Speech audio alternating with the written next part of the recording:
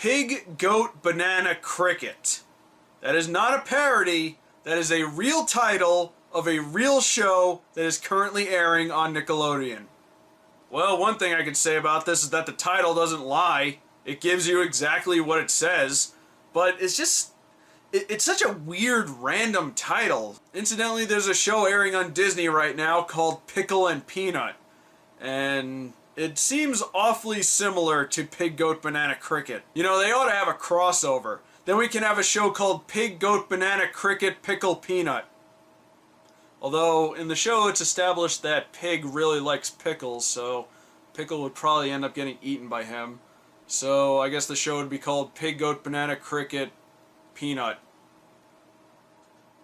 What the hell am I talking about? Anyway, like I said, this show gives you what it says. It stars Pig, who's voiced by Matt Jones, who was Badger on Breaking Bad. Goat is voiced by Candy Milo, who you might recognize as Madam Foster from Foster's Home for Imaginary Friends, among a ton of other roles. Banana is voiced by Tom Wilson, who was Biff from Back to the Future. And for the love of God, nobody touch his car! And finally, Cricket is voiced by Paul Rugg, who was the voice of Freakazoid. And I gotta admit, for what this show is, it's actually pretty well structured. Especially for a 30-minute cartoon. So the basic idea of this show is that something will happen. Could be something huge or something small, like having to do chores. And then all four of the characters will sort of go off on their own little adventures.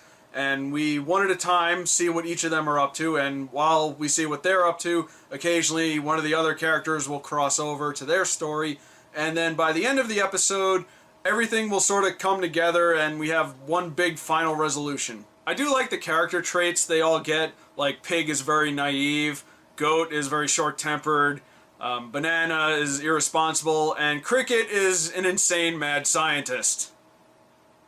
Cricket might be my favorite character.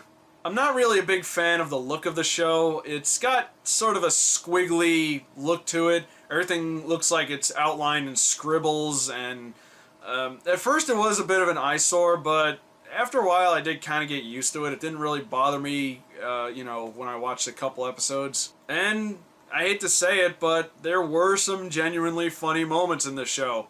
It has a lot of messed up humor. Like, a lot of people were comparing it to Ren and Stimpy, and it's not Ren and Stimpy. Let's be there. There will never be another Ren and Stimpy, especially not in the PC age we live in now. But there was a few things they snuck in there. Like, there was a scene where Cricket was doing some kind of experiment, and he was using, like, human organs and stuff like that. So I thought it was really funny in sort of a messed up way. And to be honest, it kind of fits well with Nickelodeon.